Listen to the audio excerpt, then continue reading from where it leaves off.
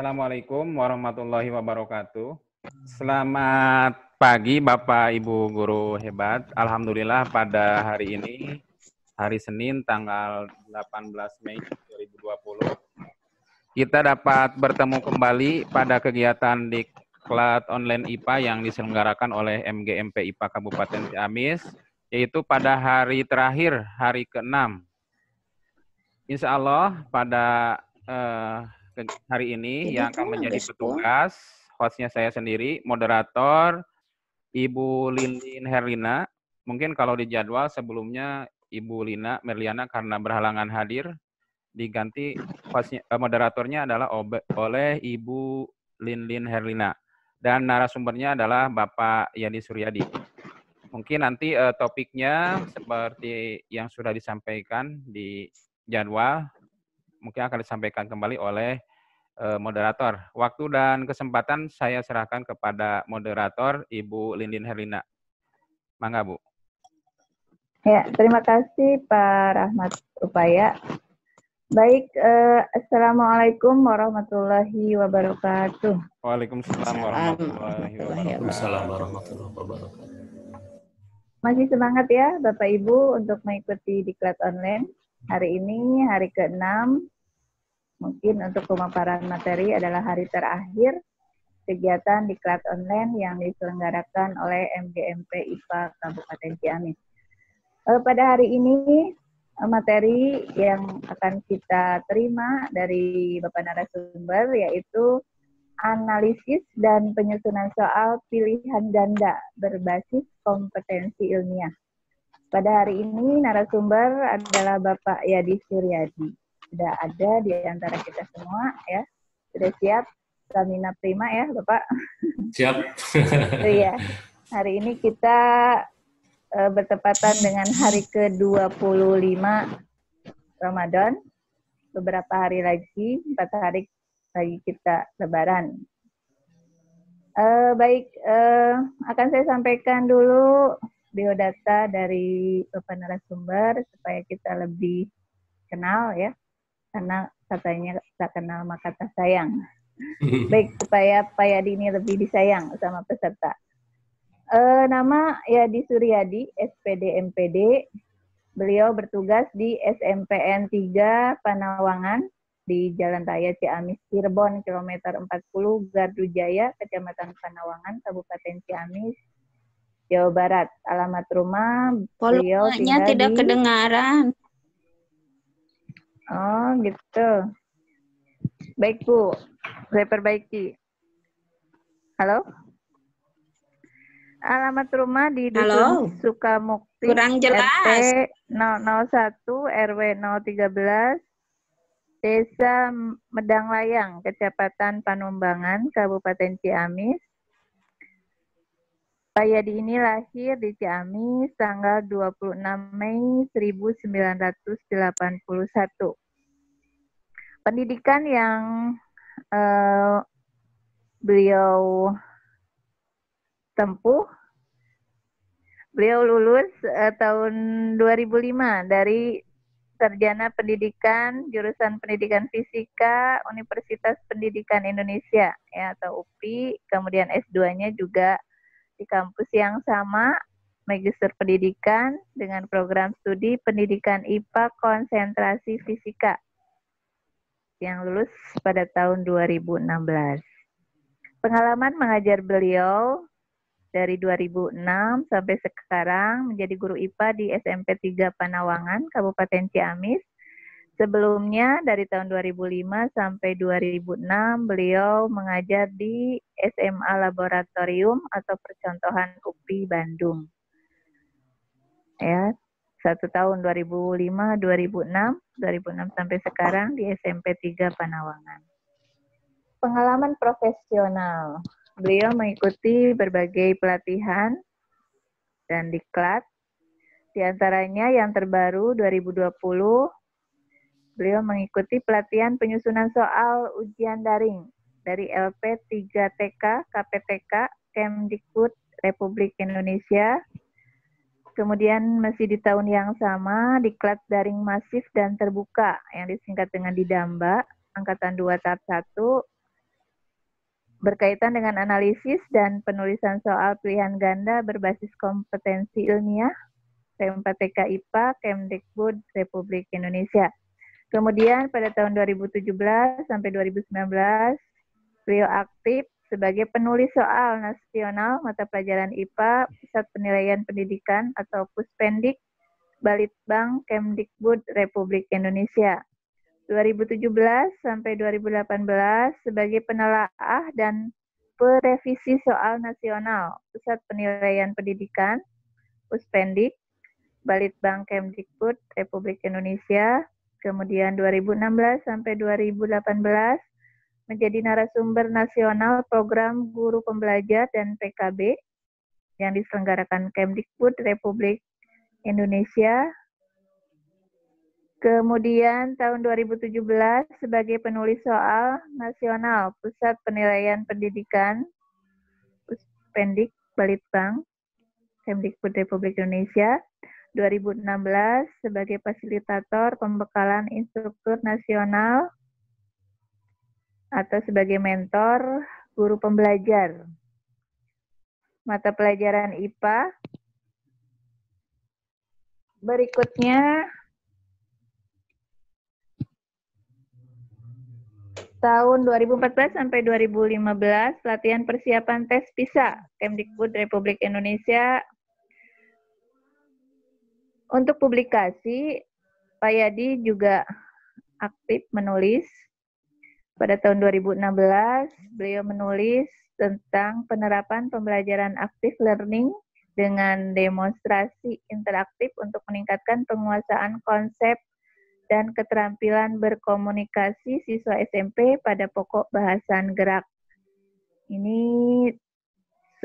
sebagai tesis ya pada saat menempuh S2 di UPI. Kemudian tahun 2016 Pak Yadi menulis penerapan pembelajaran aktif learning dengan demonstrasi interaktif untuk meningkatkan penguasaan konsep siswa SMP di Seminar Nasional Pendidikan yang diselenggarakan Universitas Negeri Surabaya, Jawa Timur. Seminar-seminar yang pernah diikuti diantaranya seminar STEM dan robot edukasi dalam menyongsong revolusi industri 4.0 dan society 5.0. Kemudian 2016 pemakalah dalam seminar nasional pendidikan sains mengubah karya akademik menjadi karya bernilai ekonomi tinggi yang diselenggarakan program Pasca Sarjana Universitas Negeri Surabaya. Kemudian internasional seminar Enhancing Science Teacher Professional Through Physics Learning Innovation. Kemudian tahun 2011 juga masih mengikuti seminar internasional dengan judul Strengthening Science Education Through Continuing Teaching Professional Development. Itu diantaranya biodata dari Bapak narasumber. Kita lihat dari biodata beliau, memang beliau sangat concern ya pada bidang penulisan soal.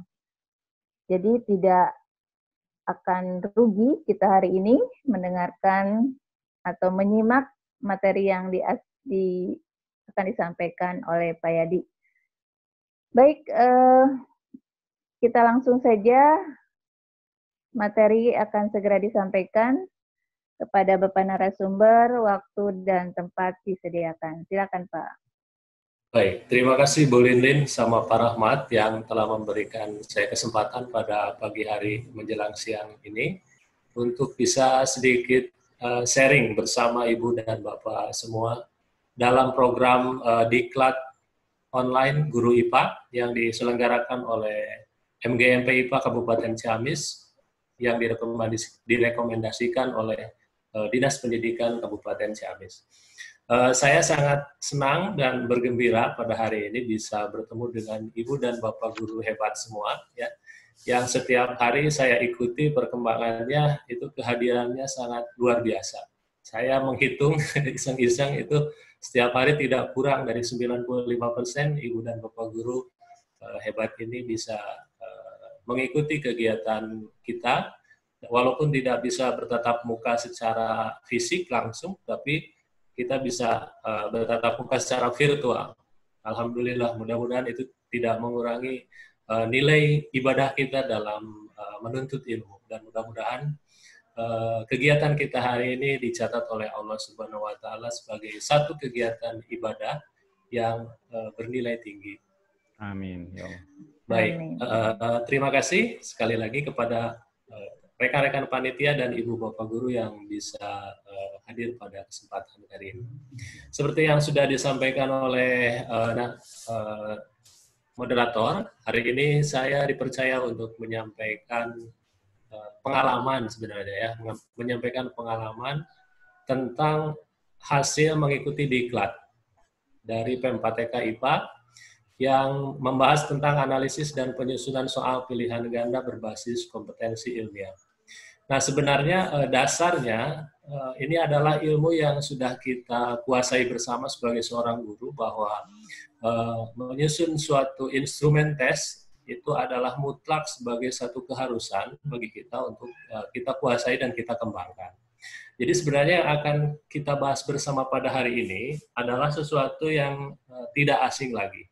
Mungkin ada sedikit tambahannya yang kebetulan saya lebih dulu dari Bapak dan Ibu di sini mengetahuinya karena saya mengikuti diklat atau pelatihan. Nah, untuk kedepannya saya tidak bisa menjamin apakah saya akan selalu lebih dulu atau tidak. Mengingat kita hidup sekarang di zaman yang serba canggih, informasi itu bisa kita peroleh dengan sangat mudah. Itu betul-betul ada di ujung jari kita. Kita tinggal sentuh telunjuk kita ke handphone kita, semua informasi, apapun informasi yang kita butuhkan itu ada di sana.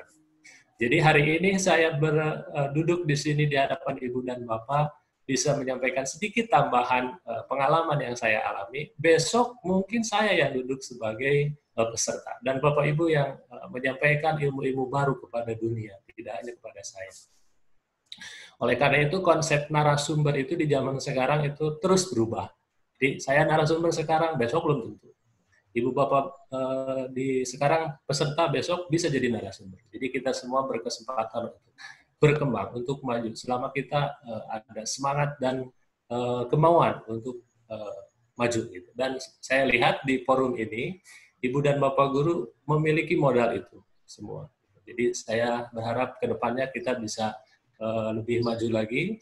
Ini mungkin bukan merupakan kegiatan yang terakhir. Saya berharap MGMP IPA Kabupaten Ciamis bisa mengadakan kegiatan-kegiatan serupa untuk materi-materi yang berbeda, sehingga memberikan pengalaman yang baru bagi Ibu dan Bapak Guru, khususnya di Kabupaten Ciamis, umumnya di Indonesia.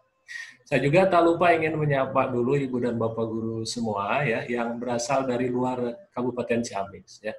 Ada yang dari Jawa Tengah, ada yang dari Makassar, ada yang dari Papua, bahkan itu saya ingin menyapa, selamat datang di kanal MGMP Kabupaten Ciamis gitu. Dan mudah-mudahan kegiatan kita seminggu belakangan ini memberikan manfaat bagi Ibu dan Bapak Guru semua, dimanapun Ibu dan Bapak Guru semua berada di Indonesia. Saya sangat senang dan sangat bangga. Baik, kita mulai. Hari ini kita akan diskusi bersama, belajar bersama tentang analisis dan penyusunan soal pilihan ganda berbasis kompetensi ilmiah. Next, Pak. Di awal, saya akan mengajak Ibu dan Bapak semua untuk flashback, untuk mereview, mengingat kembali apa yang sudah kita pelajari seminggu belakangan ini. Nah, kalau boleh saya ringkas, dalam seminggu belakangan ini kita sudah mempelajari tentang tiga hal besar, tiga hal mendasar yang merupakan tugas pokok seorang guru. Jadi kalau saya ditanya, jadi guru ngapain? Ya, melakukan tiga hal ini. Yang pertama adalah perencanaan pembelajaran yang sudah disampaikan oleh Bapak Pengawas, Pak Dadang. Kemudian kita juga membahas tentang proses pembelajaran. Di dalamnya ada konten, materi yang dibahas oleh dua narasumber kita sebelumnya, Pak Rahmat dengan Pak Saiful. itu membahas materi tentang suhu, kalor, dan pemuaian, beserta indikator alami, asam, dan basa. Juga kita belajar media. Media itu kan digunakan untuk proses pembelajaran. Dari Bapak Pengawas, Pak Karyat, yang membahas tentang bagaimana kita mengembangkan pembelajaran melalui Edmodo.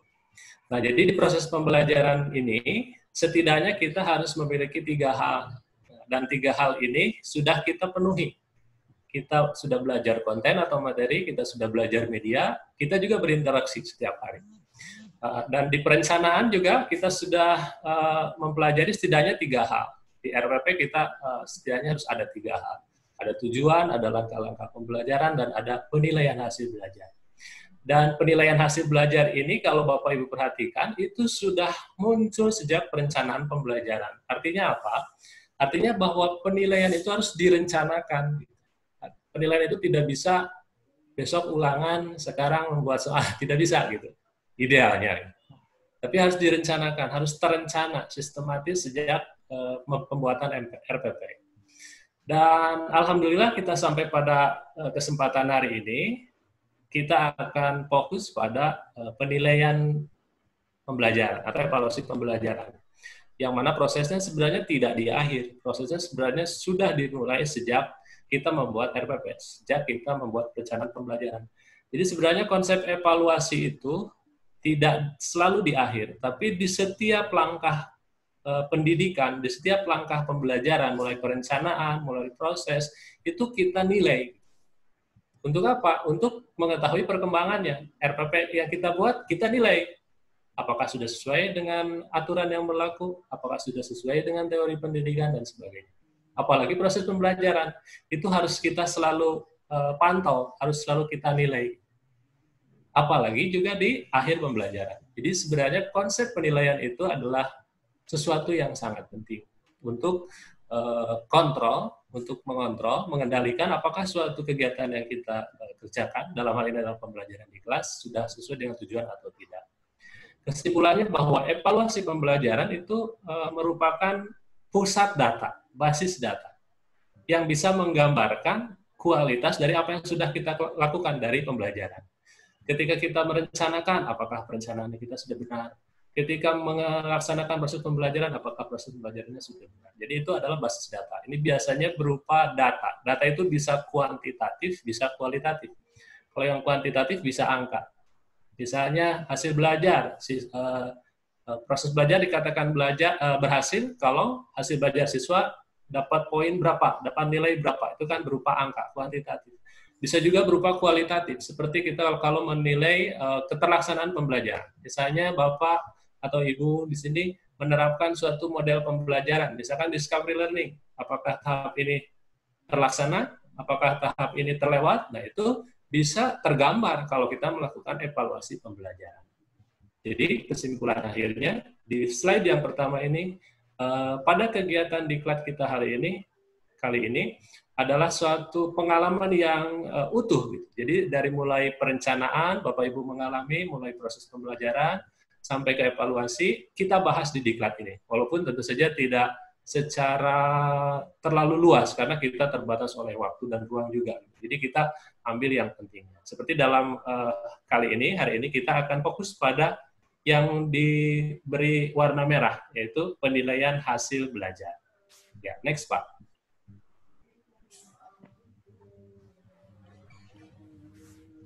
Nah, ini kita mengingat saja Bapak dan Ibu ya, karena saya yakin ini adalah konsep yang sudah dipelajari sejak kita mempersiapkan diri menempuh pendidikan untuk menjadi guru ya.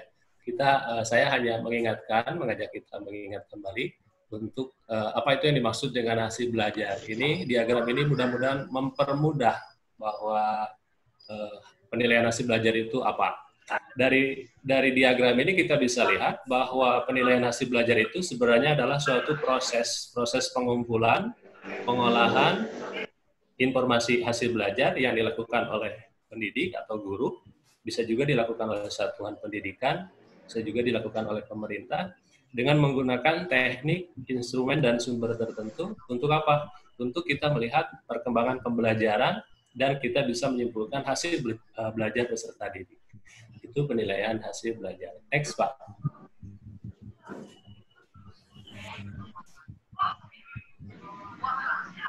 Nah, selama ini saya secara pribadi dulu ya menganggap bahwa penilaian itu satu kali, yaitu di akhir pembelajaran. Padahal secara keilmuan penilaian itu perlu kita dekati dari 3 sisi yang berbeda. Yang pertama, penilaian perlu kita dekati sebagai setelah proses pembelajaran, betul. Nah, itu disebut sebagai assessment of learning. Jadi penilaian yang kita lakukan setelah proses pembelajaran selesai. Nah, penilaian juga kita harus pandang sebagai sesuatu yang kita lakukan selama proses pembelajaran berlangsung. Nah, itu yang disebut dengan assessment for learning. Dan yang terakhir, penilaian harus kita pandang juga sebagai sesuatu yang dilakukan selama proses berlangsung, proses pembelajaran berlangsung, tetapi juga melibatkan peserta didik. Nah, ini yang saya sendiri jarang melaksanakan gitu ya. Baru bisa melaksanakan ke sini setelah pemerintah gencar melalui kurikulum 2013 itu bahwa di dalamnya ada penilaian. Salah satunya adalah penilaian oleh peserta didik. Next, Pak. Dan saya mengingatkan kembali bahwa penilaian itu harus memenuhi prinsip-prinsip penilaian. Ada valid, artinya kita benar-benar menilai apa yang harusnya kita nilai. Misalnya kalau Bapak Ibu menilai KD menganalisis, maka instrumennya harus mengungkapkan kemampuan siswa dalam menganalisis. Jangan sampai KD-nya menganalisis, tapi instrumennya sebutkan, jelaskan. Itu tidak valid. Ya. Kemudian harus objektif, artinya menilai, benar-benar menilai apa yang dinilai. Tidak berdasarkan prasangka atau prejudis ya. Misalnya kita menilai ulangan harian, menilai siswa dalam bentuk ulangan harian, kemudian kita memberi nilai siswa berdasarkan besar badannya, misalkan yang badannya besar nilainya besar, atau berdasarkan kecantikannya gitu ya. Yang cantik nilainya besar, nah itu tidak objektif ya. Jadi yang kita nilai adalah hasil belajar siswa. Kemudian nilai juga harus memenuhi prinsip adil. Ya. Penilaian juga harus memenuhi prinsip adil, artinya kita melakukan penilaian, memberikan aturan yang sama kepada semua yang dinilai, pada siswa yang dinilai. Kemudian harus terpadu, juga terbuka dalam arti nilai yang kita berikan itu bisa diakses, bisa diketahui oleh siswa, dan prosesnya jelas. Kemudian menyeluruh dan berkesinambungan, kemudian sistematis, tadi harus direncanakan sejak perencanaan pembelajaran, dan karena kita melaksanakan kurikulum 2013, maka penilaian itu harus beracuan kriteria. Artinya ada batas di mana peserta didik dikatakan tuntas, ada batas di mana peserta didik dikatakan belum tuntas. Itu beracuan kriteria. Dan yang terakhir, prinsip penilaian itu adalah akuntabel, artinya terpercaya. Artinya bahwa nilai yang kita berikan itu benar-benar menggambarkan peserta didiknya. Jangan sampai kita kasih 90, anak didiknya, peserta didiknya tidak bisa menunjukkan kemampuan 90. Gitu. Nah, itu tidak akuntabel berarti, tidak dipercaya proses penilaian kita. Next, Pak. Nah, ini masih berkaitan dengan kurikulum 2013, karena kita kebanyakan sekarang melaksanakan kurikulum 2013, walaupun masih ada yang melaksanakan kurikulum 2006, bahwa lingkup dan teknik penilaian kita itu berputar di sekitar KI ya, KI dan KD. Ada KI 1, KI 2, KI 3, sampai KI 4. Nah, teknik penilaiannya pun sudah disajikan di sini. Untuk KI 1 dan 2 itu bisa observasi, penilaian diri, penilaian antar teman. Untuk KI 3 itu bisa tes tertulis, tes lisan, atau penugasan. Dan untuk KI 4, teknik penilaiannya bisa penilaian kinerja, bisa proyek, dan bisa portofolio. Di sini sengaja saya beri warna merah untuk fokus ya. Jadi kita akan fokus pada tes tertulis. Next, Pak. Ini mengingatkan kembali tentang teknik penilaian yang tadi. Saya pikir tidak harus terlalu lama di sini. Next, Pak. Ini juga tentang penilaian keterampilan. Karena kita fokusnya hari ini tidak ke sini. Next, Pak.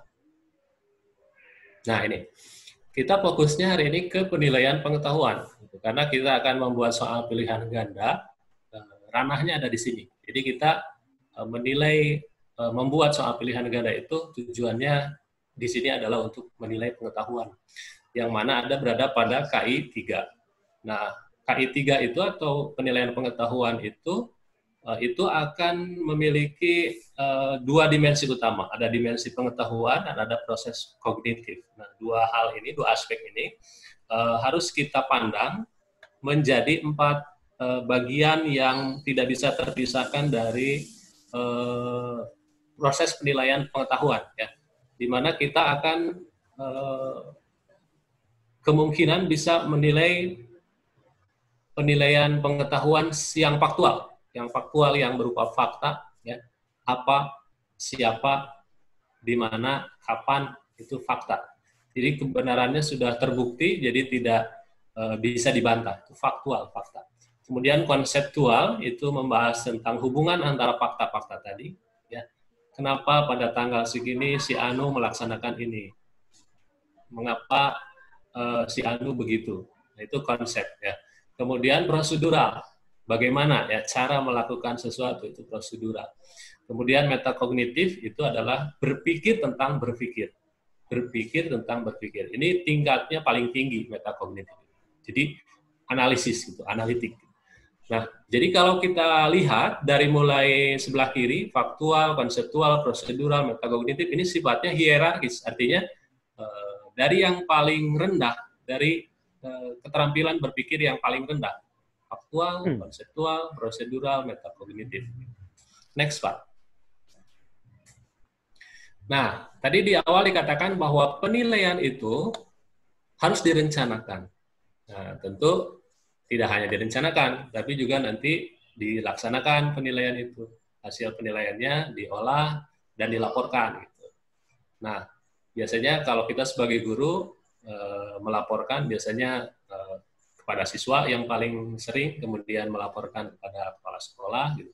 Kemudian nanti di akhir semester kita melaporkan kepada orang tua, dan di akhir tahun biasanya kita dituntut satuan pendidikan kita untuk melaporkan kepada pemerintah. Itu pengolahan dan pelaporan. Dan terakhir, prosedur penilaian itu harus bisa dimanfaatkan. Penilaian yang kita sudah lakukan itu harus bisa dimanfaatkan dan ditindaklanjuti. Seperti misalnya yang dilakukan oleh pemerintah, beberapa tahun ke belakang masih ada ujian nasional tahun kemarin, ya. Nah, itu ditindaklanjuti. Nah, kita juga sebagai guru itu harus menindaklanjuti dan memanfaatkan hasil penilaian. Misalnya ulangan harian pertama dapat nilai rata-rata peserta didik tidak memuaskan. Nah, itu harus jadi suatu bahan refleksi bagi kita untuk meningkatkan hasil belajar peserta didik di pembahasan berikutnya, gitu, agar nilainya rata-ratanya meningkat. Jadi harus dijadikan sebagai patokan atau tolak ukur untuk meningkatkan hasil pembelajaran. Harus ada tindak lanjut. Baik, next, Pak. Langkah-langkah perencanaan penilaian ini lebih detail lagi. Jadi kalau kita tadi membahas tentang prosedur penilaian, salah satunya adalah langkah perencanaan penilaian. Nah, dalam perencanaan pun itu ada langkah-langkahnya lagi.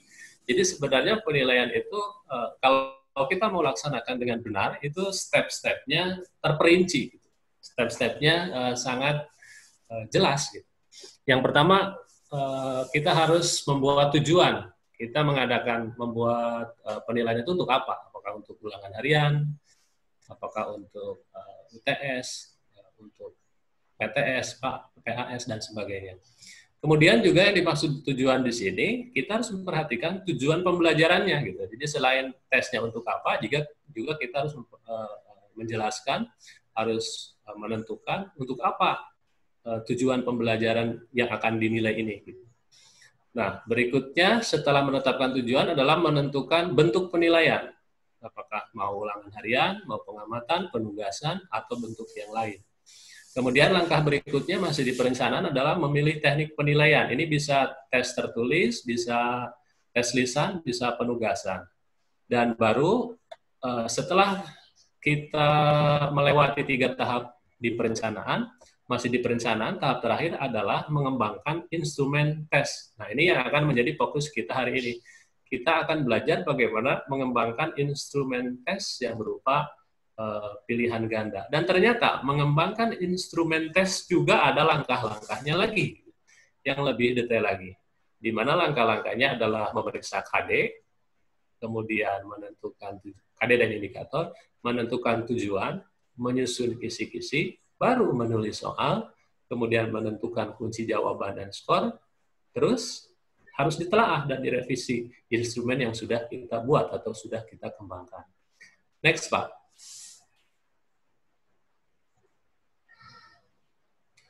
Baik, nah di pengembangan instrumen kalau diringkas tadi ada 6 langkah ya, ada memeriksa KD dan indikator, menentukan tujuan, menyusun kisi-kisi, menulis soal, menyusun pedoman penskoran, telaah dan revisi.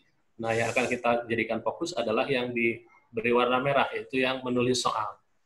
Nah, dulu saya sebelum hijrah ya, sebelum tobat, biasanya saya loncat ke sini, ke menulis soal gitu. Saya buat soalnya dulu gitu, baru saya buat kisi-kisi. Baru saya lihat KD indikator untuk buat kisi-kisi ya. Mudah-mudahan Ibu dan Bapak di sini mah tidak seperti saya ya. Jadi menulis tesnya sesuai dengan langkah-langkah yang benar. Next, Pak. Jadi langkah yang harus pertama kita kerjakan untuk menyusun instrumen penilaian adalah kita harus berangkat dari KD. Ya, jadi KD itu harus ditengok, harus diperiksa. Gitu. Saya akan membuat instrumen penilaiannya di KD apa. Nah, KD itu nanti akan menceritakan banyak hal. Minimal akan menunjukkan tingkat atau level kognitif yang harus dikuasai oleh peserta didik di KD tersebut harus sampai mana. Gitu. Itu penting untuk kita perhatikan. Tentu juga dengan indikatornya. Dan biasanya ini sudah ditelaah ketika kita membuat RPP. Jadi mestinya ini tidak terlalu lama ketika kita sudah menyelesaikan suatu proses pembelajaran karena sudah direncanakan, berarti kita tinggal instrumennya sudah direncanakan, berarti kita tinggal melihat kembali RPP kita gitu, KD-nya seperti apa, instrumennya sudah kita buat seperti apa.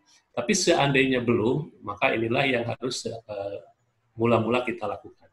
Next, Pak. Berikutnya.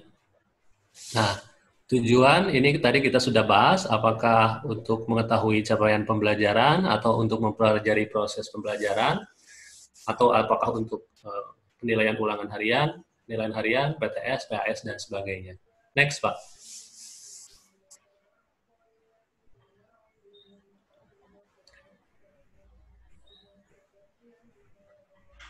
Identitas, ya. Matrik, ada? Ya. Nah, ini kisi-kisi ya. Nah, setelah kita memeriksa KD dan indikator, juga menetapkan tujuan penilaian, tentu kita harus membuat kisi-kisi ya. Nah, membuat kisi-kisi itu adalah suatu upaya untuk mempermudah kita dalam menilai sebenarnya. Jadi, di kisi-kisi itu terdapat 2 hal besar utama, yaitu ada identitas dan ada matriks ya. Di identitas biasa ya kita menyampaikan tentang jenjang pendidikan, mata pelajaran, gitu. Kemudian kurikulum yang digunakan, jumlah soal yang mau kita buat. Juga ada bagian matriks. Matriks itu kalau bahasa kitanya adalah tabel gitu ya. Nah di matriks ini di dalamnya ada KD, ada materi, ada kelas di sini tambahannya ya. Ada indikator soalnya, ada nomor soalnya dan ada bentuk soalnya. Nah harus diperhatikan di sini bahwa kisi-kisi itu harus memenuhi kriteria gitu ya. Jadi ada kisi-kisi yang disebut kisi-kisi yang baik gitu ya. Artinya kisi-kisi itu harus tentu saja mewakili kurikulum atau kompetensi yang akan kita nilai gitu. Kemudian komponen-komponennya harus rinci, jelas dan mudah dipahami. Walaupun berdasarkan pengalaman saya seringkali mengalami kesulitan dalam memahami atau membuat indikator soal. Kadang-kadang indikator soal yang saya buat belum tentu orang mengerti, atau sebaliknya. Indikator soal yang orang lain buat belum tentu saya mengerti. Dan saya pikir itu masalahnya ada pada latihan. Jadi kalau kita sering berlatih, insya Allah kita bisa melewati itu ya dengan mudah. Kemudian kisi-kisi yang baik juga harus bisa dibuat soalnya gitu. Jangan sampai kita buat kisi-kisi soalnya sulit untuk dibuat. Next, Pak. Nah, langkah menyusun kisi-kisi tadi ini hanya menegaskan saja. Tadi kita menentukan KD yang akan kita nilai itu seperti apa, kemudian atau yang mana, KD yang mana ya. Kemudian materi pokok yang kita pilih itu materi apa. Nah, yang agak sulit di sini adalah merumuskan indikator soal gitu. Kadang-kadang kita kesulitan dalam merumuskan indikator soal. Jadi kita akan ada bahasan khusus sedikit tentang indikator soal. Dan yang tidak kalah cukup menantangnya juga adalah tentang menentukan level kognitif gitu.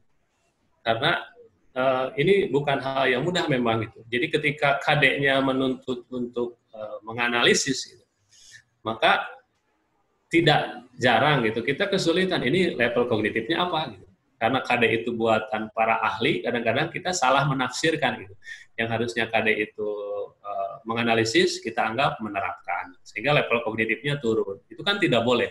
Jadi KD itu level kognitifnya minimal harus sama dengan level kognitif yang disyaratkan oleh KD tersebut.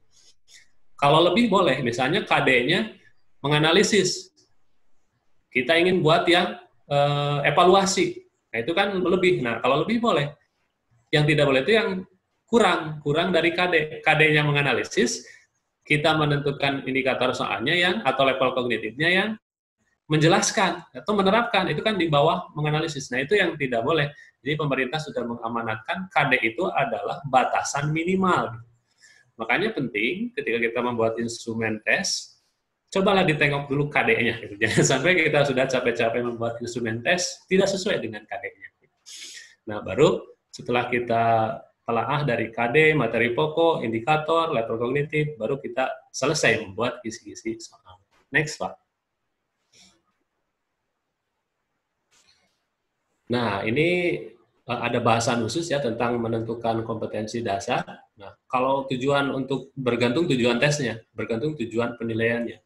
Misalnya waktu kemarin kami menyusun untuk ujian sekolah, menyusun untuk soal-soal ujian sekolah. Tentu KD yang harus diperhatikan adalah KD dari mulai kelas 7 dan sampai kelas 9 gitu. Dan tidak semua KD bisa kita akomodasi dalam kisi-kisi karena keterbatasan jumlah butir soal yang akan kita susun gitu. Jadi kita tentukan KD mana yang kira-kira mewakili kurikulum gitu, penting. Walaupun sebenarnya semua KD penting, tapi ada kalanya kita harus terpaksa memilih kalau dalam satu jenis penilaian yang menyeluruh dari kelas 7 sampai kelas 9 misalnya ujian sekolah, itu harus kita tentukan. Tapi kalau untuk kegiatan ulangan harian saya pikir otomatis KD-nya harus dibawa, gitu, tidak harus dipilih-pilih lagi. Next, Pak. Nah, ini penting memilih materi pokok, jadi tidak semua materi yang ada yang kita ajarkan ke peserta didik itu harus kita buat soalnya. Jadi harus kita pilih berdasarkan kriteria UKRK. UKRK, U-nya urgensi, K-nya kontinuitas, R-nya relevansi, K-nya keterpakaian. Jadi Bapak Ibu bisa mempelajari lebih lanjut tentang UKRK itu. Urgensi artinya harus dicapai, wajib, mutlak dikuasai oleh peserta didik, kompetensi yang harus dikuasai oleh peserta didik, harus. Kontinuitas artinya pendalaman, misalnya tentang konsep gaya gerak listrik kalau dalam fisika. Gaya gerak listrik dan tegangan jepit itu kan pendalaman dari konsep beda potensial. Konsep beda potensial dipelajari di listrik statis, sedangkan gaya gerak listrik dan tegangan jepit itu dipelajari di listrik dinamis setelah listrik statis. Jadi merupakan pendalaman dari materi sebelumnya. Kemudian juga harus memenuhi kriteria relevansi materi pokok itu. Artinya harus kalau bisa itu ada hubungannya atau kaitannya dengan mata pelajaran lain. Contohnya kalau dalam IPA, dalam fisika adalah pengukuran gitu. Pengukuran itu berhubungan dengan matematika. Bagaimana siswa mengukur kubus? Kubus itu rumus luasnya apa? Kubus itu rumus volumenya apa? Itu berhubungan dengan matematika. Karena kebanyakan IPA itu dekatnya dengan matematika. Kemudian dari unsur keterpakaian. Nah, apakah nanti instrumen yang akan kita gunakan itu bermanfaat bagi peserta didik dalam kehidupannya atau tidak. Nah, tentu diupayakan kita membuat instrumen yang bermanfaat dalam kehidupan sehari-hari peserta didik. Itu tips kita memilih materi pokok. Next, Pak. Sebelumnya, Pak. Nah, ini indikator. Tadi saya menjanjikan kita akan sedikit membahas ini. Gitu. Nah, indikator itu seperti Bapak Ibu sudah pahami bahwa indikator itu adalah pertanda atau indikasi bahwa suatu kompetensi itu tercapai atau tidak. Nah, indikator itu tentu harus disesuaikan dengan karakteristik peserta didik, dengan kompetensi yang harus dikuasai, dengan mata pelajaran, dan juga dengan sekolah atau satuan pendidikan. Dan KD yang baik itu yang memenuhi setidaknya 4 syarat. Ya. Yang pertama, ini mau tidak mau harus memuat ciri-ciri KD yang akan diukur. Jadi tidak mungkin kita membuat indikator tanpa kita membuat KD. Kalau kita ingin instrumen yang kita buat disebut sebagai instrumen yang valid, yang sah. Gitu. Kalau kita ingin membuat indikator sendiri tanpa melihat KD, ya siap-siap saja nanti instrumen kita dikatakan tidak sah. Kemudian indikator itu harus memuat kata kerja operasional yang dapat diukur. Siswa itu, peserta didik itu diminta untuk apa? Apakah menjelaskan, apakah menentukan, apakah menghitung, apakah menerangkan, apakah menganalisis, apakah menilai, atau membuat. Nah itu kata kerja operasionalnya harus jelas dan dapat diukur.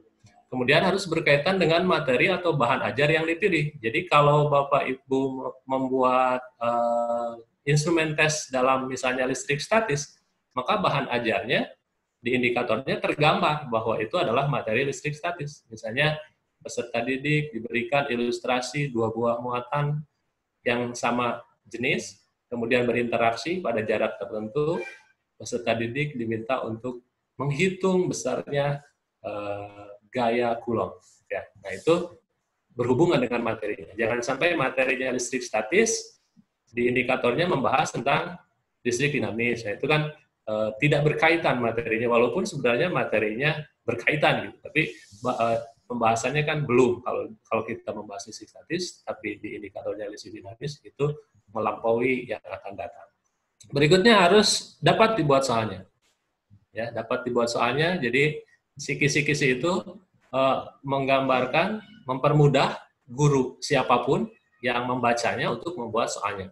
Jangan sampai guru yang lain membaca kisi-kisi kita sulit membuat soalnya. Dan itu saya alami sendiri. Saya membuat kisi-kisi itu belum tentu bisa dipahami oleh rekan-rekan di sekolah gitu ya. Dan sebaliknya, kisi-kisi yang dibuat oleh rekan-rekan belum tentu bisa saya pahami dengan baik. Tapi dengan latihan, sekali lagi, kita akan memudahkan kita untuk menguasai hal tersebut. Next, Pak. Ini cara merumuskan indikator ya. Nah, ini penting karena indikator itu ada yang tanpa stimulus, ada yang dengan stimulus. Apa yang dimaksud dengan stimulus? Stimulus itu adalah wacana atau ilustrasi, atau tabel, atau grafik, atau diagram, atau kasus, dan gambar. Jadi kalau Bapak Ibu mendengar kata ilustrasi, itu bukan selalu gambar. Jadi ilustrasi itu bisa berupa penjelasan, menggambarkan sesuatu. Menggambarkan sesuatu kan tidak harus selalu digambar, tapi bisa dijelaskan. Jadi ilustrasi.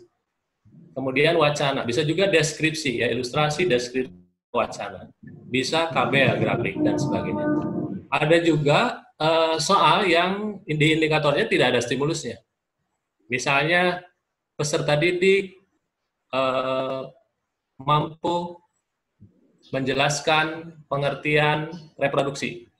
Misalnya gitu. Itu tidak ada stimulusnya. Jadi nanti pertanyaannya, apa yang dijelaskan apa yang dimaksud dengan reproduksi. Nah, itu tidak ada stimulusnya, langsung ke pokok soalnya. Kalau yang dengan stimulus, misalnya perhatikan organ reproduksi wanita berikut ini. Nah, itu ada stimulusnya. Berarti ada gambar. Ya, jadi stimulusnya berupa gambar. Jadi stimulus dengan stimulus atau tanpa stimulus itu akan menentukan seperti apa konstruksi soal.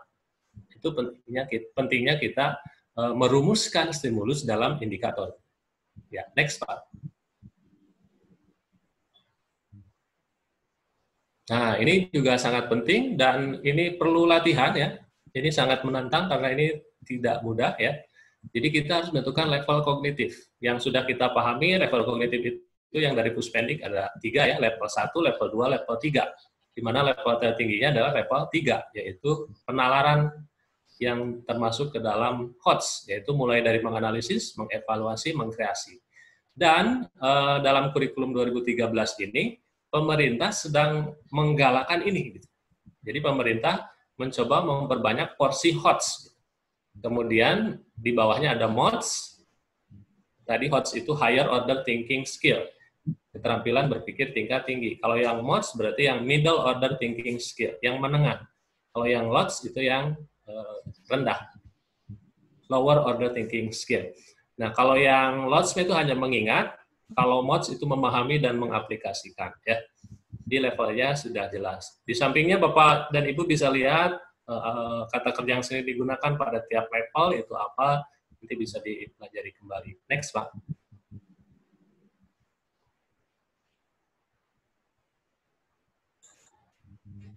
Nah, ini masih level kognitif, saya pikir sama. Next, Pak. Nah, ini contoh kisi-kisi ya. Tadi ada 2 bagian besar dalam kisi-kisi, ada bagian identitas yang di atas, ya, mulai dari jenjang pendidikan, program, mata pelajaran, sampai jumlah soal. Itu bagian identitas. Ada juga bagian matriks atau tabel di bawahnya. Ini sumbernya dari Puspendik. Jadi Bapak Ibu setidaknya minimal mengikuti yang ini. Jadi ada nomor, kompetensi dasar, kelas, materi, level kognitif, indikator soal, nomor soal, bentuk soal. Minimal seperti ini. Ini yang diamanatkan oleh pemerintah melalui Puspendik. Next, Pak. Nah, ini contoh yang sudah ada isinya. Ini contohnya dari SD ya. Kisi-kisi SD kelas 6 dan kelas 5 sebagian. Bapak Ibu, tolong perhatikan di hubungan antara KD dengan level kognitif dengan indikator.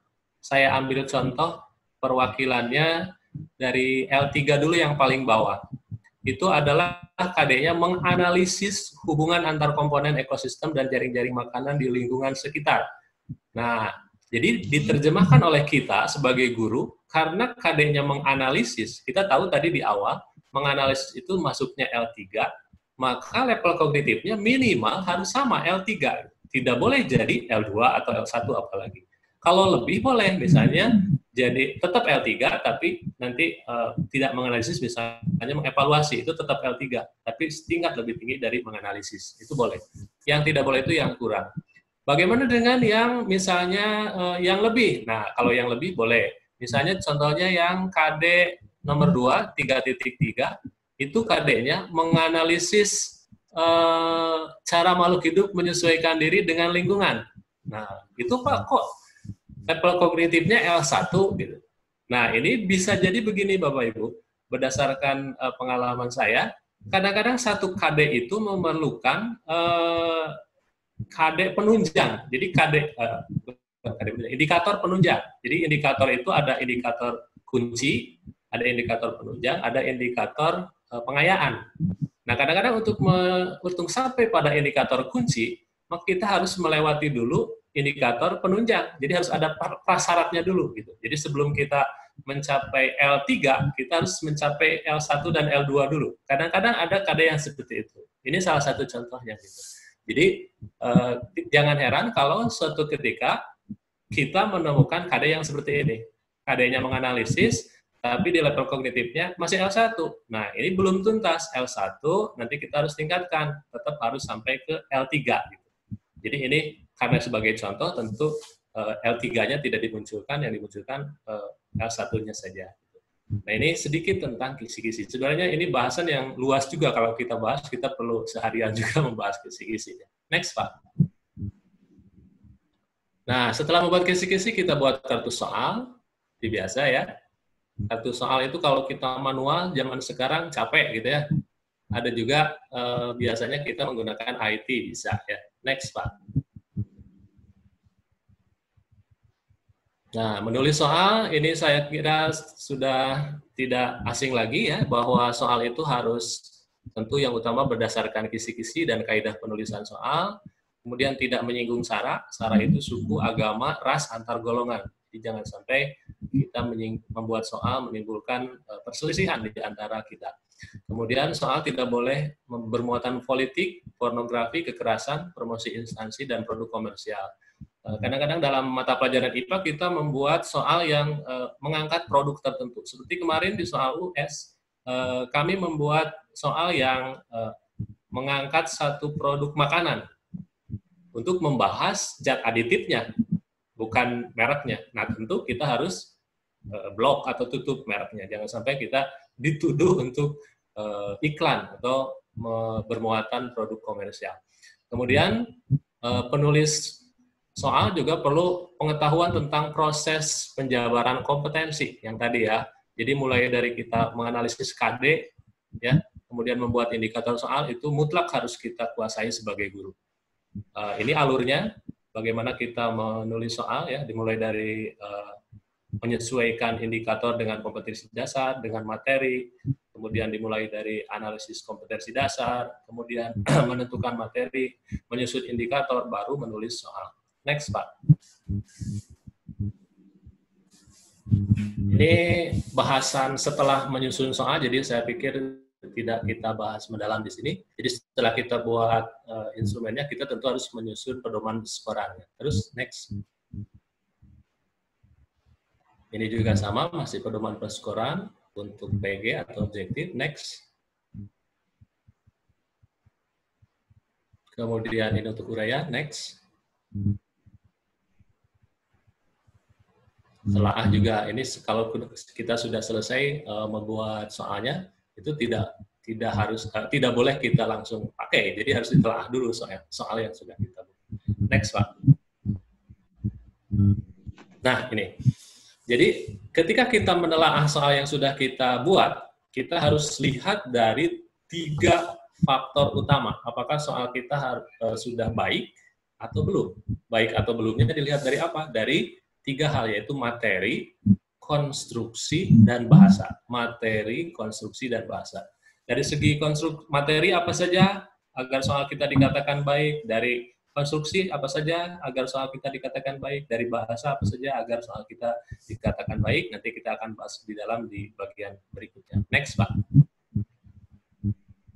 Nah, itu sampai yang tadi kita membahas tentang penilaian yang sehari-hari kita lakukan. Itu konsep yang lama. Kita tidak asing lagi dengan itu. Nah, mulai dari slide yang ini, saya ingin mengajak Bapak Ibu mempelajari sesuatu yang mungkin asing, gitu ya. Mungkin asing, atau mungkin ada yang sudah juga mengenal, gitu ya. Saya mulai dengan sebuah gambar ini, Bapak dan Ibu. Saya tergelitik suatu ketika menemukan pemandangan seperti ini. Jadi di sini ada, Bapak Ibu bisa melihat ada sebuah kotak berisi uang. Sebuah kotak berisi uang, padahal kotak yang berisi uang itu biasanya adalah kotak amal. Tapi kalau kita lihat dari jauh, ternyata ini bukan kotak amal, Bapak dan Ibu, ini adalah kotak saran atau suggestion box. Nah, ini kalau bagi orang yang bukan tidak peduli gitu ya, ini lewat saja. Tapi kebetulan saya lihat ini jadi menggelitik gitu. Artinya apa? Artinya ini adalah sebuah kenyataan yang menggambarkan perilaku sebagian masyarakat Indonesia gitu. Artinya apa? Artinya bahwa kalau boleh saya simpulkan, walaupun mungkin kebenarannya belum tentu ya, orang Indonesia itu betul menurut penelitian tidak diragukan lagi kebaikan hatinya. Tidak diragukan lagi baik hati, tidak sombong, rajin menabung, ini buktinya. Jadi orang Indonesia itu menurut survei adalah salah satu negara yang paling dermawan di dunia.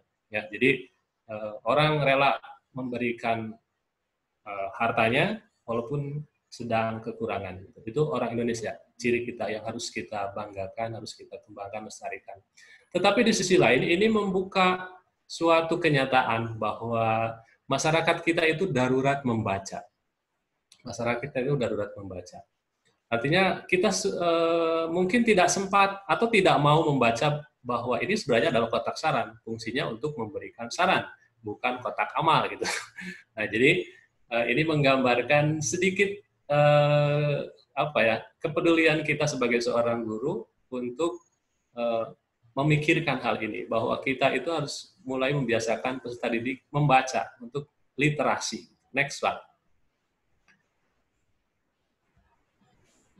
Nah, di sisi lain, masyarakat kita itu sangat mudah untuk digiring oleh informasi yang membludak, yang membanjir. Sehingga kita tidak asing lagi dengan yang disebut dengan disinformasi atau hoax, ya, atau informasi yang salah, informasi yang dibuat-buat. Kita mungkin sering menerima ini, termasuk yang berhubungan dengan ilmu pengetahuan alam. Misalnya, ini yang saya temukan bahwa virus corona menular lewat game Free Fire. Itu saya bacanya sambil senyum-senyum gitu ya. Ya. Kemudian tentang gempa gitu. Akan ada gempa 8,9 SR. Padahal konsep gempa itu seperti apa? Apakah bisa diramal seperti itu? Nah, itu menggambarkan bahwa masyarakat kita perlu pendidikan sains yang lebih baik gitu. Kemudian misalnya jangan keluar katanya, karena nanti akan ada angin dari utara ke arah selatan yang membawa wabah penyakit melewati Indonesia menuju Australia. Apakah memang seperti itu konsep IPA-nya?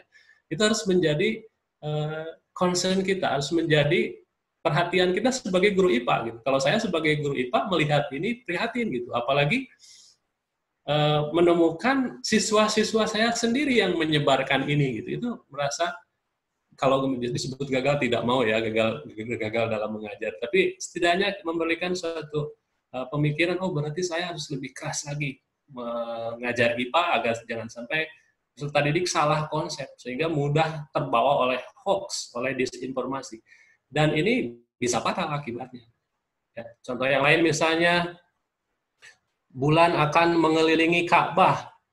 Ini bagaimana pelajaran tentang tata suryanya sehingga bulan bisa mengelilingi bumi dalam bentuk tertentu gitu. Bulan memang mengelilingi bumi, tapi tidak mengelilingi satu titik spesifik gitu. Nah, konsep IPA-nya seperti apa? Itu harus kita perbaiki. Jangan sampai siswa-siswa kita termakan dengan mudah dengan hoax gitu. Apalagi kita sebagai guru ya. Kita sebagai guru IPA tentu ya saya paham, saya percaya Ibu dan Bapak sangat memfilter informasi apalagi yang berhubungan dengan keIPA-an untuk disampaikan kepada peserta didik kita, apalagi kepada publik, karena itu adalah tanggung jawab kita. Jangan sampai kita memberikan informasi yang salah. Intinya adalah bahwa literasi masyarakat Indonesia itu masih perlu kita tingkatkan. Next, Pak. Apalagi dengan berita yang satu ini, dihubungkan dengan berita yang satu ini.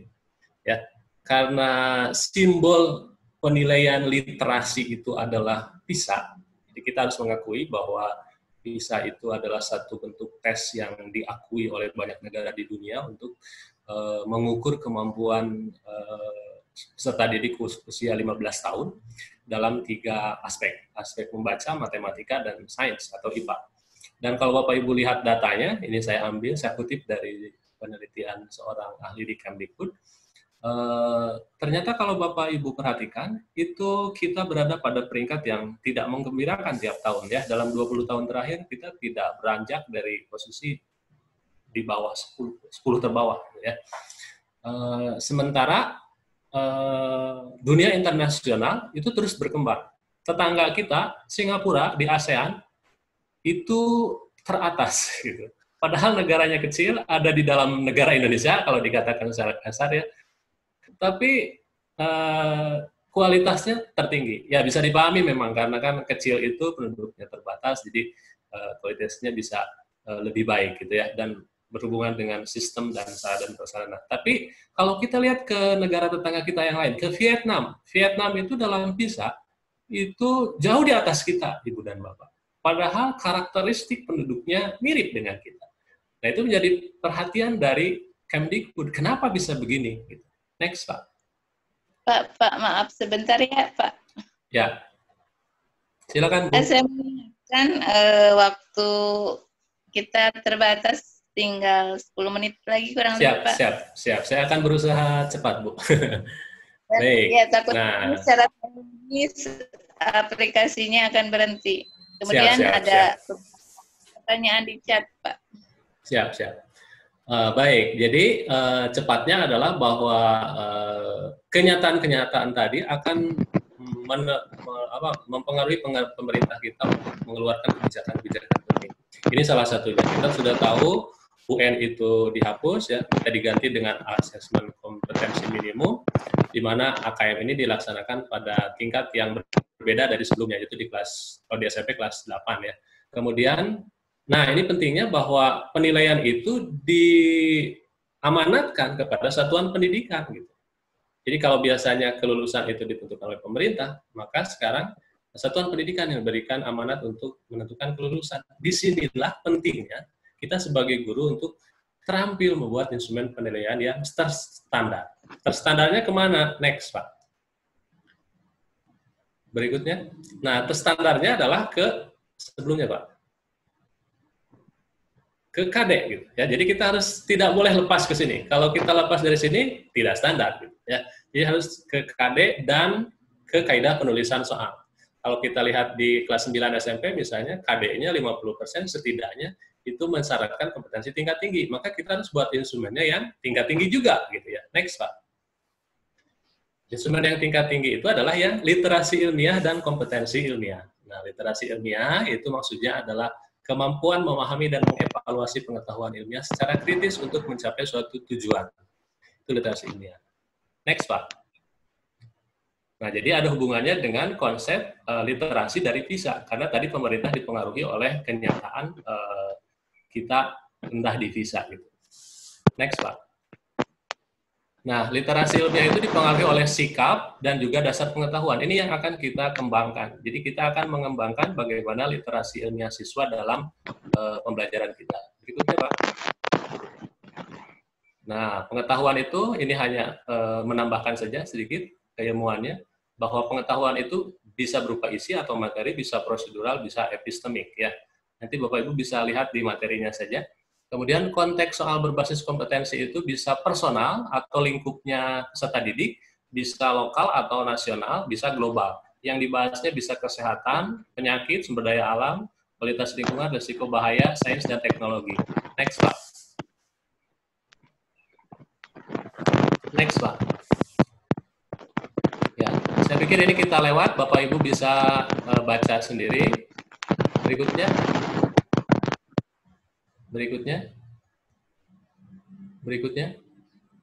Berikutnya. Nah, ini kaidah PG ya. PG itu yang ada pilihan jawabannya. Ini saya pikir tidak harus terlalu mendalam. Berikutnya. Ini keunggulan juga sudah tidak asing lagi soal PG. Berikutnya. Nah, tadi sudah kita bahas, PG itu harus memenuhi kaidah materi, konstruksi bahasa. Berikutnya ini sudah materi, konstruksi, ini penjelasannya, bahasa. Nah ini, jadi harus memenuhi 3 kriteria tadi ya, materi, konstruksi, bahasa. Berikutnya. Nah ini contoh-contoh soalnya Bapak Ibu bisa pelajari, soal yang kurang baik dengan yang baik ditinjau dari sisi materi, konstruksi, dan bahasa. Lanjut Pak. Nah, ini misalnya soal itu jangan mengandung pernyataan yang bersifat negatif ganda. Berikut ini bukan merupakan sifat dari larutan asam, kecuali, nah itu tidak boleh ya. Berikutnya Pak. Lanjut. Tinggal Bapak Ibu telaah nanti di materinya, sudah saya masukkan di Google Classroom. Berikutnya.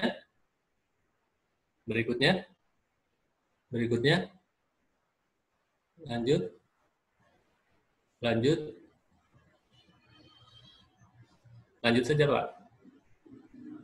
Nah, ini. Nah, Soal pilihan ganda berbasis kompetensi ilmiah itu harus memperhatikan tuntutan kognitif. Ya. Tuntutan kognitifnya tinggi, menengah, atau rendah. Yang tinggi itu yang seperti apa, yang menengah itu yang seperti apa, yang rendah itu yang seperti apa, di sini sudah dijelaskan. Ya. Bapak Ibu nanti di-share PPT-nya, nanti bisa pelajari, kemudian bisa lihat contoh-contoh soalnya. Berikutnya, Pak.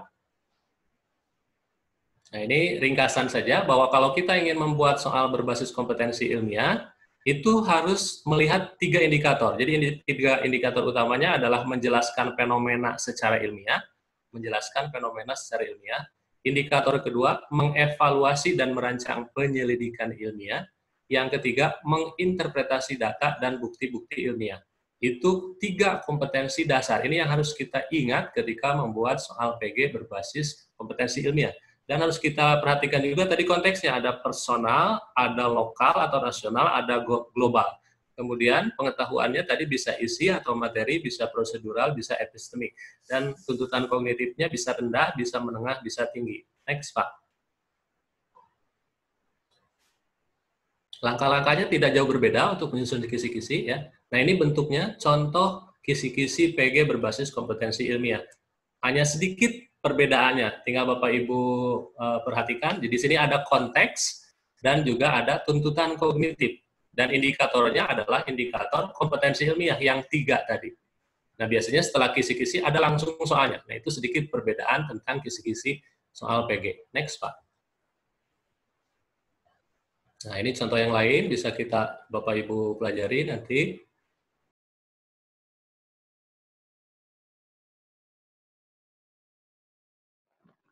Ini Pak, di chat sudah banyak pertanyaan ya dari peserta. Untuk yang pertama, ini dari Ibu Ida Widyawati.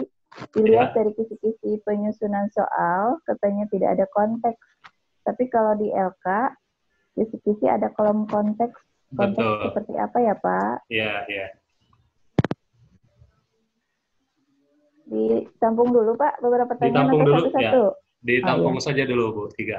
Ya, untuk pertanyaan kedua, untuk tugas pembuatan soal, level kognitifnya apakah pakai yang hot, mods, atau lots? Ya. Pertanyaan ketiga, dalam penilaian pengetahuan terdapat aspek faktual, konseptual, prosedural, dan metakognitif. Ya. Bisakah Bapak narasumber memberikan contoh soal yang memuat aspek metakognitif? Ya. Pertanyaan keempat, ini kebetulan ada 5 pertanyaan Pak ya. Ya. Yang keempat, bagaimana Pak hubungan indikator soal, tujuan pembelajaran, dan KD? Mohon penjelasan. Kemudian soal yang kelima, atau pertanyaan kelima, Pak, mohon penjelasan untuk menentukan indikator kompetensi ilmiah pada pembuatan kisi-kisi soal, itu didapat dari mana? Atau apakah kita yang menentukan sendiri? Itu dulu mungkin ya, ini kemudian ada nanti soal susulan. Siap. Silakan Pak. Baik, yang pertama mengenai konteks dalam kisi-kisi, itu kalau kita buat kisi-kisi yang biasa kan memang tidak ada kolom konteksnya ya Ibu dan Bapak. Kolom konteks dalam kisi-kisi soal keterampilan dalam soal berbasis kompetensi ilmiah itu adalah satu ciri khas. Gitu. Jadi bahwa kisi-kisi, kalau soalnya kisi-kisinya membahas tentang soal yang berbasis kompetensi ilmiah, maka dalam kisi-kisinya harus menyertakan konteks. Jadi kita menambahkan satu kolom tambahan, yaitu kolom konteks. Ya. Di mana konteks itu tadi berbicara tentang skup soal. Jadi kalau soalnya membahas skup yang kecil, yang dalam level peserta didik, biasanya contoh soalnya misalnya berupa seorang siswa biasanya, atau berupa nama misalnya, Ani misalnya. Seorang siswa mendorong meja sejauh 5 meter. Itu berarti kan konteksnya personal gitu, atau konteksnya skupnya terbatas. Jadi konteks itu ada konteks personal atau individual, ada konteks lokal atau nasional, dan ada konteks global. Jadi 3 macam konteks. personal, lokal, global. Nah, itu harus ditambahkan pada kisi-kisi. Jadi kisi-kisi kita harus menambahkan kolom konteks. Kalau kisi-kisi kita menyusun soal berbasis kompetensi ilmiah. Itu tentang konteks. Jadi konteksnya sekali lagi ada konteks personal, ada konteks lokal, ada konteks global. Kalau yang personal tadi yang contoh soalnya yang menyebutkan nama si A bergerak sejauh berapa. Itu kan konteksnya orang atau siswa yang terbatas. Kalau konteksnya lokal, misalnya tentang membahas tentang pembangkit listrik tenaga angin. Nah, itu biasanya lokal kan, tidak semua negara bisa mengembangkan pembangkit listrik tenaga angin. Juga tidak semua tempat di satu negara bisa mengembangkan konsep yang dibahas itu yang dimaksud dengan lokal atau nasional. Sedangkan yang global itu di dalam soalnya membahas konsep yang global, yang mendunia, yang di setiap negara tidak asing lagi untuk dibahas. Misalnya tentang perubahan iklim, ya, tentang pemanasan global, tentang lubang ozon dan sebagainya. Itu konteks global. Nah, itu tentang konteks. Yang pertama yang kedua tentang level kognitif. Level kognitif di penyusunan soal berbasis kompetensi ilmiah itu walaupun tadi ada level rendah, ya, ada level menengah, ada level tinggi, tetapi dari P4TK itu menganjurkan untuk membuat soal yang level kognitifnya minimal L2. Itu yang saya terima kemarin, ya, lewat diklat. Jadi soal-soal yang berbasis kompetensi ilmiah itu dicirikan level kognitifnya dengan level kognitif L2 minimal. Berarti L2, L3. Itu dari level kognitifnya. Kemudian, pertanyaan ketiga, apakah penjelasan tentang pengetahuan metakognitif? Tadi metakognitif itu saya sampaikan adalah pengetahuan yang membahas tentang berpikir, bagaimana cara berpikir itu. Atau kita, apa istilahnya ya, kalau kita ringkasnya adalah menganalisis lah. Analisis itu salah satu contoh atau bentuk dari metakognitif. Jadi kita memikirkan sesuatu untuk dipikirkan orang lain atau oleh kita sendiri. Misalnya pertanyaannya begini, rancanglah sebuah percobaan untuk menentukan atau meneliti hubungan antara sudut datang sinar matahari terhadap tegangan pada sel surya gitu. Jadi orang harus terpikir dulu,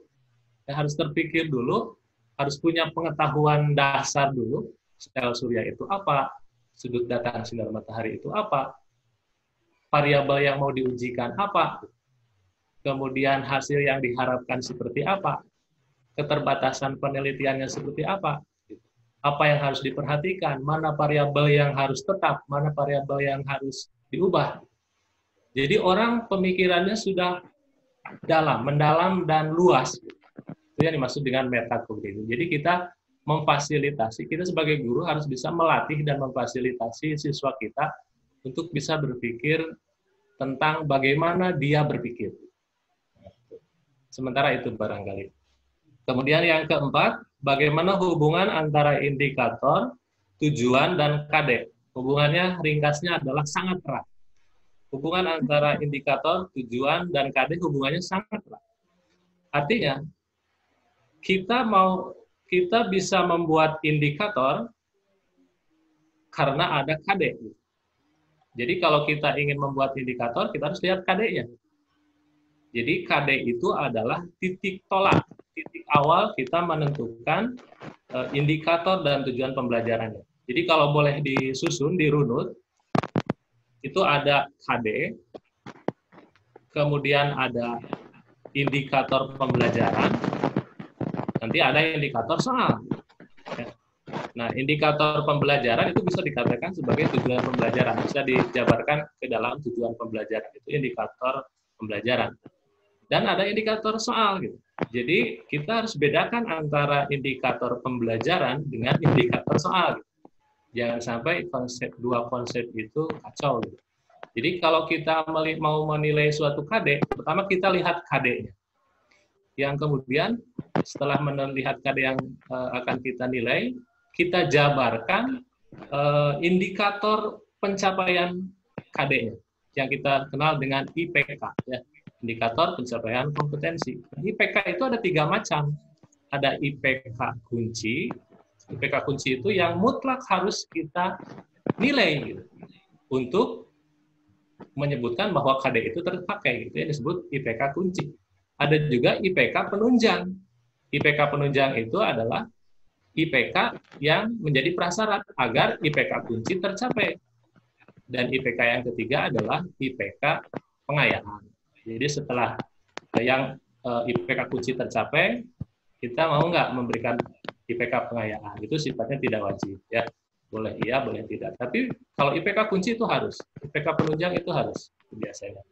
Kemudian baru setelah kita menentukan IPK, ya, sebagai tujuan dari KD, tujuan dari pembelajaran, baru kita buat indikator soalnya. Nah, misalnya untuk IPK kunci, IPK kuncinya misalnya peserta didik mampu menghitung gaya kulon, misalnya, itu IPK kuncinya. Maka di indikator soalnya, kita buat indikator untuk menilai peserta didik agar mampu menghitung gaya kulon. Jadi mohon dibedakan antara IPK untuk tujuan pembelajaran, tujuan pencapaian KD dengan IPK untuk indikator soal. Kemudian nomor 5 itu menentukan indikator kompetensi ilmiah. Nah, tadi dikatakan ada 3 ya. Indikator kompetensi ilmiah itu, mohon maaf sebentar. Ada 3. Yang 3 itu yang pertama tadi adalah tentang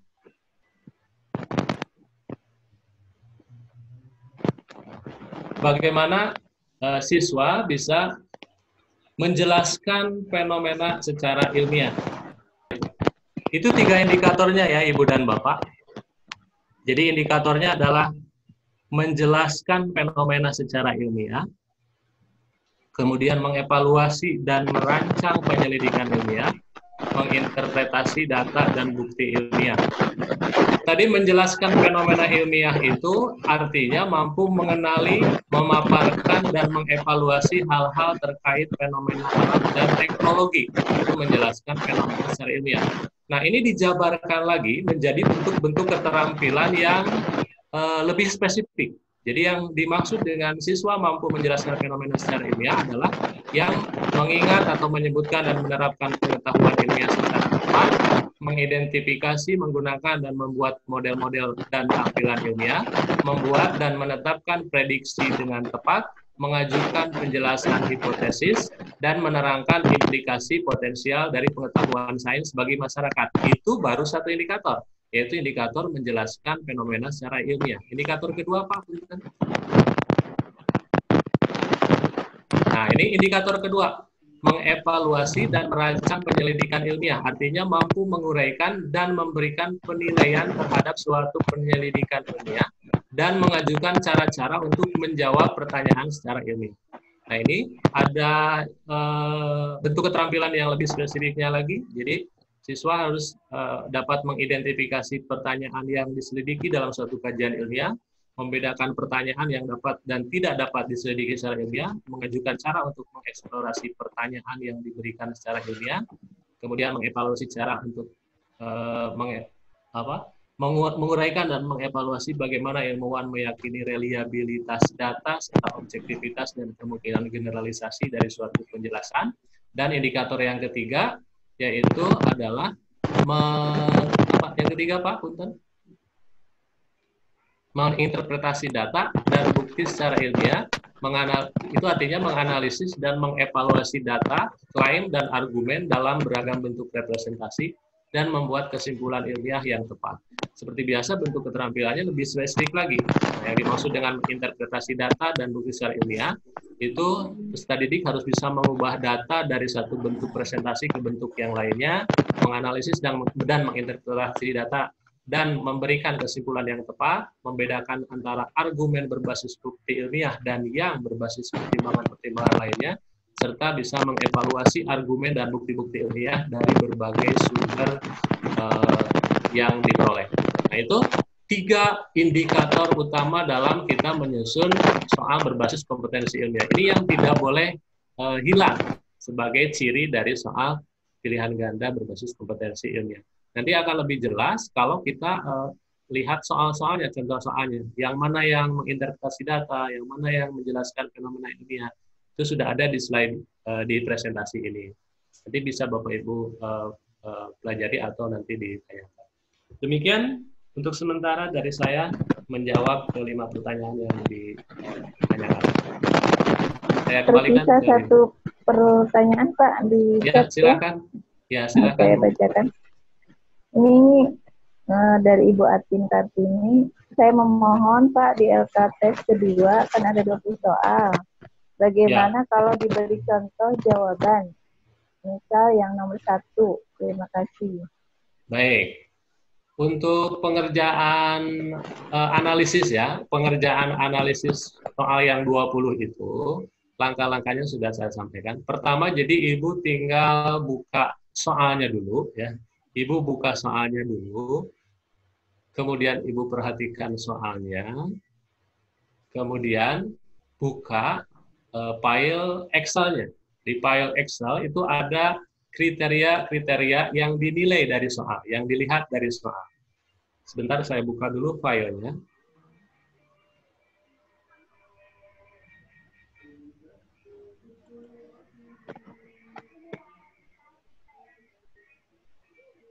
Nah, nanti di file Excel itu, saya ambil contoh, misalnya di file Excel itu, kriterianya ada, misalnya, soal tidak menyebutkan semua benar atau semua salah. Nah, nanti ada yang pernyataan seperti itu. Misalnya soal tidak berisi pilihan yang semua benar atau semua salah. Itu satu contoh pernyataan yang ada di file Excel. Nah, Ibu lihat soal nomor 1 misalnya. Soal nomor 1 itu Ibu lihat, Ibu perhatikan, apakah di soal nomor 1 itu pilihannya ada semua benar atau ada semua salah. Nah, berarti kalau tidak ada, berarti skornya 0. Kalau ada, berarti skornya 1. Jadi yang sesuai. Kalau sesuai, skornya 1, maaf. Kalau yang sesuai, skornya 1. Kalau yang tidak sesuai, berarti skornya 0. Tidak sesuai atau sesuainya dengan apa? Dengan pernyataan yang ada di file Excel itu yang tadi. Soal tidak menyebutkan semua benar atau semua salah. Pilihan jawaban tidak menyebutkan semua benar, semua salah. Nah, itu jadi melihat kesesuaian soal yang diamati dengan kriteria-kriteria yang sudah kita tentukan di kaidah penulisan soal. Itu mudah-mudahan bisa menjawab. Nanti kalau tidak, Ibu bisa japri ke saya juga. Demikian sementara, Bu. Barangkali saya kembalikan ke moderator. Baik, terima kasih Pak Yadi atas jawaban dari pertanyaan-pertanyaan dari peserta. Pokoknya demikian dari saya. Terima kasih atas perhatian Ibu dan Bapak. Mudah-mudahan walaupun penjelasan saya tidak gamblang gitu ya, sampai detail, sampai selesai, tapi mudah-mudahan ada materi terpenting yang bisa dipelajari, bisa dikuasai, dan yang terpenting adalah bisa diimplementasikan dalam tugas kita sehari-hari sebagai guru. Terima kasih sekali lagi kepada host, kepada Pak Rahmat, Bu Linlin, moderator, dan Ibu Bapak semua. Mohon maaf atas segala kekurangan dan kesalahan saya. Billahi taufiq wal hidayah. Wassalamualaikum warahmatullahi wabarakatuh. Waalaikumsalam warahmatullahi wabarakatuh. Waalaikumsalam warahmatullahi wabarakatuh.